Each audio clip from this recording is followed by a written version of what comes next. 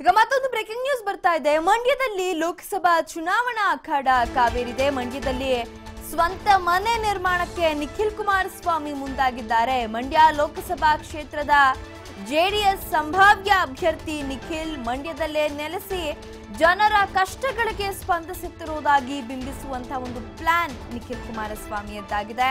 ಮಂಡ್ಯ ನಗರದ ಸಮೀಪ ಜಮೀನು ನೋಡುವಂತೆ ಮುಖಂಡರಿಗೆ ಸೂಚನೆಯನ್ನ ನೀಡಲಾಗಿದೆ. ಜಮೀನು ಮತ್ತು ಮಂಡ್ಯ ನಗರದಲ್ಲಿ ಸ್ವಂತ ಮನೆಯನ್ನ ನಿಖಿಲ್ ಕುಮಾರಸ್ವಾಮಿ ಹುಡುಕ್ತಾ ಇದ್ದಾರೆ. ಇತ್ತೀಚೆಗಷ್ಟೇ ಸುಮಲತಾ ಅವರು ಕೂಡ ಒಂದು ಸ್ವಂತ ಮನೆಗಾಗಿ ಮಂಡ್ಯದಲ್ಲಿ ಹುಡುಕಾಟ ನಡೆಸ್ತಾ ಇರುವಂತದನ್ನ ಕೂಡ ನಾವು ಗಮನಿಸಬಹುದಾಗಿದೆ. ಅದರ ಬೆನ್ನಲ್ಲೇ ಇದೀಗ ನಿಖಿಲ್ ಕುಮಾರಸ್ವಾಮಿ ಕೂಡ ಸ್ವಂತ ಮನೆಗಾಗಿ ಹುಡುಕಾಟವನ್ನ ನಡೆಸ್ತಾ ಇದ್ದಾರೆ, ಜಮೀನಿಗಾಗಿ ಹುಡುಕಾಟವನ್ನ ನಡೆಸ್ತಾ ಇದ್ದಾರೆ ಅನ್ನುವಂಥದ್ದು. ಅಂದ್ರೆ ನಾವಿಲ್ಲೇ ನೆಲೆಸ್ತೀವಿ, ಇಲ್ಲೇ ಇದ್ದು ಜನತೆಯ ಕಷ್ಟಕ್ಕೆ ಸ್ಪಂದಿಸ್ತೀವಿ ಅನ್ನುವಂತೆ ಬಿಂಬಿಸುವಂತಹ ಒಂದು ಪ್ಲಾನ್ ಇಲ್ಲಿ ನಿಖಿಲ್ ಕುಮಾರಸ್ವಾಮಿಯದ್ದಾಗಿರುವಂಥದ್ದು. ಯಾಕಂತಂದ್ರೆ ಸಹಜವಾಗಿ ಎಲೆಕ್ಷನ್ ಟೈಮ್ನಲ್ಲಿ ಬರ್ತೀರಿ, ಆಗ ನಮ್ಮ ಕಷ್ಟಗಳಿಗೆ ಸ್ಪಂದಿಸುವಂತಹ ಮಾತುಗಳನ್ನಾಡಿ ಒಮ್ಮೆ ಗೆದ್ದ ನಂತರ ಮತ್ತೆ ಈ ಕಡೆ ತಲೆ ಹಾಕೋದಿಲ್ಲ, ಬೆಂಗಳೂರಿಗೆ ಹೋಗಿ ಸೇರ್ಕೋತೀರಿ ಅನ್ನುವಂಥ ಮಾತುಗಳು ಸಹಜವಾಗಿ ಕೇಳಿ ಬರ್ತಾ ಇರುತ್ತೆ. ಹಾಗಾಗಿ ಆ ಒಂದು ಮುಜುಗರದ ಸನ್ನಿವೇಶದಿಂದ ತಪ್ಪಿಸ್ಕೊಳ್ಳೋ ಸಲುವಾಗಿ ಸ್ವಂತ ಮನೆಗಾಗಿ ಹುಡುಕಾಟವನ್ನ ನಡೆಸ್ತಾ ಇದ್ದಾರೆ. ಸ್ವಂತ ಮನೆ ಮತ್ತು ಜಮೀನಿರುವಂತಹ ಜಾಗವನ್ನ ಪರ್ಚೇಸ್ ಮಾಡ್ಲಿಕ್ಕಾಗಿ ಮುಖಂಡರಿಗೆ ಸೂಚನೆಯನ್ನ ನೀಡಲಾಗಿದೆ. ಅಲ್ಲಿ ಮಂಡ್ಯ ನಗರದ ಹತ್ತಿರದಲ್ಲಿ ಮನೆ ನೋಡುವಂತೆ, ಸ್ವಂತ ಮನೆಯನ್ನ ನೋಡುವಂತೆ ನಿಖಿಲ್ ಕುಮಾರಸ್ವಾಮಿ ಸೂಚಿಸಿದ್ದಾರೆ. ಈ ಬಗ್ಗೆ ಮತ್ತಷ್ಟು ಮಾಹಿತಿಯನ್ನ ನೀಡ್ತಾರೆ ನಮ್ಮ ಪ್ರತಿನಿಧಿ ಮೋಹನ್ ರಾಜ್. ಸುಮಲತಾ ಅವರು ಸ್ವಂತ ಮನೆಗಾಗಿ ಹುಡುಕಾಟವನ್ನು ನಡೆಸ್ತಾ ಇದ್ದಾರೆ. ಈಗ ಅದರ ಬೆನ್ನಲ್ಲೇ ನಿಖಿಲ್ ಕೂಡ ಸ್ವಂತ ಮನೆಗಾಗಿ ಹುಡುಕಾಟ ನಡೆಸ್ತಾ ಇರುವಂತದ್ದು. ಅಂದ್ರೆ ಮಂಡ್ಯದಲ್ಲಿ ಸ್ವಂತ ಮನೆ ಪಾಲಿಟಿಕ್ಸ್ ಶುರುವಾಗ್ತಿದ್ಯಾ ಅಂತ? ಖಂಡಿತವಾಗ್ಲೂ ಲಿಖಿತ, ನೀವು ಹೇಳ್ದಾಗೆ ಮಂಡ್ಯದಲ್ಲಿ ಈಗಾಗಲೇ ಒಂದ್ ಕಡೆ ಸುಮಲತಾ ಅಂಬರೀಶ್ ಅವರು, ಮತ್ತೊಂದ್ ಕಡೆ ನಿಖಿಲ್ ಕುಮಾರ್ ಅವರು ಚುನಾವಣೆಗೆ ಸ್ಪರ್ಧೆ ಮಾಡೋದಕ್ಕೆ ಎಲ್ಲಾ ರೀತಿಯಾದಂತಹ ಒಂದು ತಯಾರಿಯನ್ನ ಮಾಡ್ಕೊತಾ ಇದ್ರೆ. ಈ ನಿಟ್ಟಿನಲ್ಲಿ ಈಗಾಗಲೇ ಒಂದು ಹೆಜ್ಜೆ ಮುಂದಕ್ಕೆ ಇಟ್ಟಿರ್ತಕ್ಕಂತ ಏನು ಸುಮಲತಾ ಅವರು ಈಗಾಗಲೇ ಮಂಡ್ಯದಲ್ಲಿ ಒಂದು ಬಾಡಿಗೆ ಮನೆಯನ್ನ ಮಾಡ್ಕೊಂಡು ಸ್ವಂತ ಮನೆ ಮಾಡೋದಕ್ಕೆ ಎಲ್ಲಾ ರೀತಿಯಾದಂತಹ ಸಿದ್ಧತೆಯನ್ನ ಮಾಡ್ಕೊಂಡು ಒಂದು ನಿವೇಶನವನ್ನು ಕೂಡ ಈಗಾಗಲೇ ಖರೀದಿ ಮಾಡಿದ್ದಾರೆ. ಈಗ ನಿಖಿಲ್ ಕುಮಾರ್ ಅವರ ಸರ್ದಿ ಅಂತಾನೆ ಹೇಳ್ಬೋದು. ನಿಖಿಲ್ ಕುಮಾರ್ ಅವರು ಕೂಡ ಮಂಡ್ಯದಲ್ಲಿ ಮನೆ ಮಾಡೋದಕ್ಕೆ ಎಲ್ಲಾ ರೀತಿಯಾದಂತಹ ಒಂದು ತಯಾರಿಯನ್ನ ಮಾಡ್ಕೊತಾ ಇದ್ದಾರೆ. ಯಾಕಂದ್ರೆ ಚುನಾವಣೆ ಸಂದರ್ಭದಲ್ಲಿ ಸೆಲೆಬ್ರಿಟಿಗಳಾಗಿರ್ಬೋದು ಅಥವಾ ಪಕ್ಕದ ಜಿಲ್ಲೆಯವರು ಇಲ್ಲಿಗೆ ಬರ್ತಾರೆ, ಚುನಾವಣೆಯಲ್ಲಿ ಗೆದ್ದಾದ ನಂತರ ಇಲ್ಲಿಗೆ ಬರೋದಿಲ್ಲ ಅನ್ನುವಂತ ಒಂದು ಅಪನಂಬಿಕೆ ಇದೆ. ಈ ನಿಟ್ಟಿನಲ್ಲಿ ಇದನ್ನ ಹೋಗಲಾಡಿಸಿ ಈಗ ನಿಖಿಲ್ ಕುಮಾರ್ ಅವರು ಕೂಡ ಮಂಡ್ಯದಲ್ಲಿ ಮನೆ ಮಾಡೋದಕ್ಕೆ ಮುಂದಾಗಿದ್ದಾರೆ. ಮುಖ್ಯವಾಗಿ ಇಲ್ಲಿ ಅವರು ಪ್ರಥಮವಾಗಿ ಒಂದು ಬಾಡಿಗೆ ಮನೆಯನ್ನ ಬಾಡಿಗೆಗೆ ಪಡ್ಕೊಳ್ತಕ್ಕಂಥ ನಿಟ್ಟಿನಲ್ಲಿ ಎಲ್ಲಾ ರೀತಿಯಾದಂತಹ ಒಂದು ಸಿದ್ಧತೆಯನ್ನ ಮಾಡ್ಕೊತಾ ಇದ್ದಾರೆ.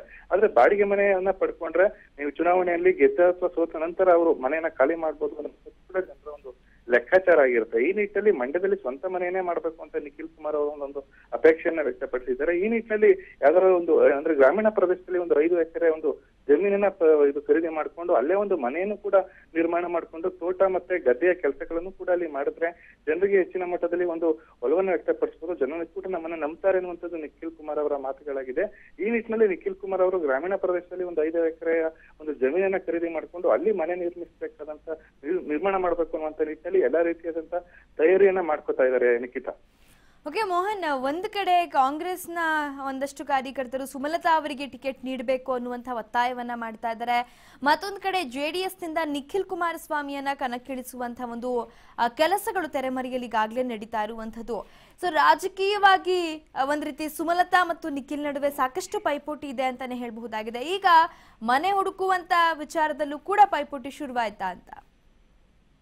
ಖಂಡಿತವಾಗ್ಲು. ಯಾಕಂದ್ರೆ ಈ ಹಿಂದೆ ಅಂದ್ರೆ ಅಂಬರೀಶ್ ಅವರು ಚುನಾವಣೆಗೆ ನಿಂತ ಸಂದರ್ಭದಲ್ಲಿ ಇರ್ಬೋದು ಅಥವಾ ರಮ್ಯಾ ಚುನಾವಣೆಗೆ ನಿಂತ ಸಂದರ್ಭದಲ್ಲಿ ಇರ್ಬೋದು, ಆಗ್ಲೂ ಕೂಡ ಅವರು ಗೆದ್ದ ನಂತರ ಒಂದು ಕ್ಷೇತ್ರ ಬಿಟ್ಟು ಹೊರಗೆ ಹೋಗ್ತಾರೆ ಅನ್ನುವಂತ ಒಂದು ಜನರ ಒಂದು ಮಾತುಗಳು ಆರಂಭ ಆದ ಸಂದರ್ಭದಲ್ಲಿ ಅಂಬರೀಶ್ ಕೂಡ ಮಂಡ್ಯದಲ್ಲಿ ಮನೆ ಮಾಡ್ತಾರೆ, ನಂತರ ರಮ್ಯಾ ಕೂಡ ಮಂಡ್ಯದಲ್ಲಿ ಮನೆ ಮಾಡ್ತಾರೆ. ಆದ್ರೆ ಇಬ್ರು ಕೂಡ ಗೆದ್ದಂತ ಬಳಿಕ ಮಂಡ್ಯದಲ್ಲಿ ಇರೋದಿಲ್ಲ, ಅಂದ್ರೆ ಕೇವಲ ಅವರು ಬಾಡಿಗೆ ಮನೆಯನ್ನ ಮಾಡ್ಕೊಂಡಿರ್ತಾರೆ. ಇಂತಹ ಸಂದರ್ಭದಲ್ಲಿ ಜನ ಈಗಲೂ ಕೂಡ ಬಾಡಿಗೆ ಮನೆಯನ್ನ ಮಾಡಿದ್ರೆ ನಂಬೋದಿಲ್ಲ ಅನ್ನುವಂಥದ್ದು ಇಬ್ರು ನಾಯಕರ ಒಂದು ಮನದಾಳಕ್ಕೆ ಬಂದಿದೆ ಅಂತಾನೆ ಹೇಳ್ಬೋದು. ಈ ನಿಟ್ಟಿನಲ್ಲಿ ಸ್ವಂತ ಮನೆಯನ್ನ ಮಾಡಿದ್ರೆ ಜನರನ್ನ ನಂಬಿಸ್ಬೋದು ಅನ್ನುವಂತ ಒಂದು ಏನಾದ್ರು ಲೆಕ್ಕಾಚಾರ ಇವರಲ್ಲಿ ಇದೆಯಾ ಅನ್ನುವಂಥದ್ದು ಕೂಡ ಇನ್ನೂ ಇದು ಅಂದ್ರೆ ಮಾಹಿತಿ ಲಭ್ಯ ಆಗಿಲ್ಲ. ಈ ನಿಟ್ಟಿನಲ್ಲಿ ಬಾಡಿಗೆ ಮನೆಯ ಬದಲು ಸ್ವಂತ ಮನೆಯನ್ನೇ ಮಾಡ್ಬೇಕು ಅನ್ನುವಂತ ನಿಟ್ಟಿನಲ್ಲಿ ಈಗಾಗಲೇ ಸುಮಲತಾ ಅವರು ಒಂದು ನಿವೇಶನವನ್ನ ಖರೀದಿ ಮಾಡಿದ್ದಾರೆ. ಅದರಂತೆ ನಿಖಿಲ್ ಅವರು ಕೂಡ ಈಗ ಸದ್ಯದಲ್ಲೇ ಬಾಡಿಗೆ ಮನೆಯನ್ನು ಕೂಡ ಮಾಡಿಕೊಂಡು ಸ್ವಂತ ಮನೆಗಾಗಿ ಎಲ್ಲಾ ರೀತಿಯಾದಂತಹ ಒಂದು ಸಿದ್ಧತೆಯನ್ನ ಮಾಡ್ಕೋತೀವಿ ಅನ್ನುವಂತ ಮಾತುಗಳನ್ನ ಹೇಳ್ತಾ ಇದ್ದಾರೆ ಅಂತ ಹೇಳ್ಬೋದು ಲಿಖಿತ. ಓಕೆ, ಧನ್ಯವಾದ ಮೋಹನ್ ಮಾಹಿತಿಗಾಗಿ. ನನ್ನ ಪಕ್ಷದ ನಿಷ್ಠಾವಂತ ಕಾರ್ಯಕರ್ತನಾಗಿ ಈ ಒಂದು ಜಿಲ್ಲೆಯ ಜನಕ್ಕೋಸ್ಕರ ಹಗಲು ರಾತ್ರಿ ಶ್ರಮಿಸಬೇಕು ಅಂತ ಪಣ ತೊಟ್ಟು ಬಂದಿದ್ದೀನಿ. ನಿಮ್ಗಳ ಜೊತೆ ನಿಮ್ಮಗಳ ಮನೆಯ ಮಗನಾಗಿ ಇವತ್ತು ಕುಮಾರಣ್ಣನ ತಾವುಗಳೇನು ಸ್ವೀಕರಿಸಿದಿರಿ, ಅದೇ ರೀತಿ ನನಗೂ ಕೂಡ ತಾವೆಲ್ಲರೂ ಆಶೀರ್ವಾದ ಮಾಡ್ತೀರಾ ಅಂತ ನಂಬಿ ಇವತ್ತು ನಿಮ್ಮಗಳ ಮುಂದೆ ಈ ವೇದಿಕೆ ಮೇಲೆ ನಿಂತು ಒಂದೆರಡು ಮಾತುಗಳನ್ನ ಆಡ್ತಾ ಇದ್ದೀನಿ.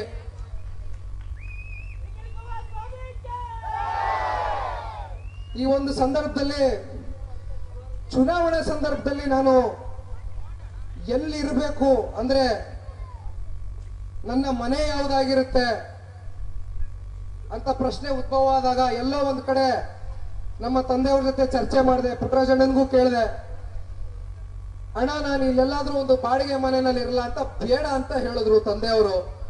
ಅದಕ್ಕೆ ಹಲವಾರು ವಿಚಾರಗಳಿರುತ್ತೆ, ಗೌರವಿಸ್ತೀನಿ ನಾನು. ಆದ್ರೆ ಒಂದಂತೂ ಸತ್ಯ, ಬಾಡಿಗೆ ಮನೆ ಮಾಡಕ್ ಬಂದಿರೋದಲ್ಲ ನಾನಿಲ್ಲಿ.